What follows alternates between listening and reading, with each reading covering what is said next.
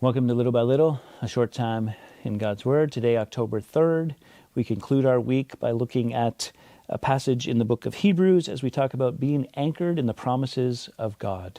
And it also reminds me of the song that talks about that God never fails, right? That He won't, right? Because He is our sure foundation. So Hebrews chapter 6, verse 13 says, "When God made a promise to Abraham, since he had no one greater by whom to swear, he swore by himself, saying, 'Surely I will bless you and multiply you.' And thus Abraham, having patiently waited, obtained the promise." People swear by something greater than themselves, and in all their disputes an oath is final for confirmation. So when God desired to show more convincingly to the heirs of the promise the unchangeable character of His purpose, He guaranteed it with an oath, so that by two unchangeable things in which it is impossible for God to lie, we who have fled for refuge might have strong encouragement to hold fast to the hope set before us.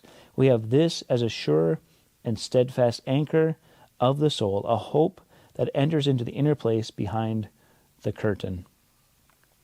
When God says something, He's going to do it.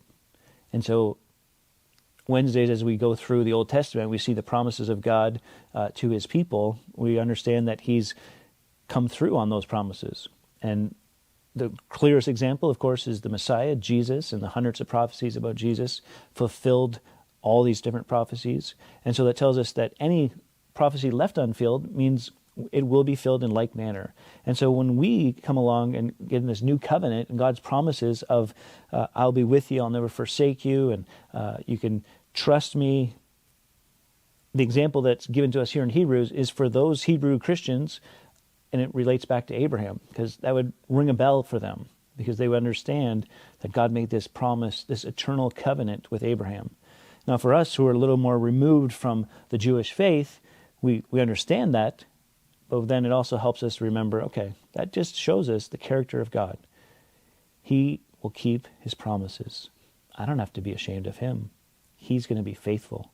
He's going to do everything that He said to and for us, for our good and for His glory. Till next time, keep growing little by little.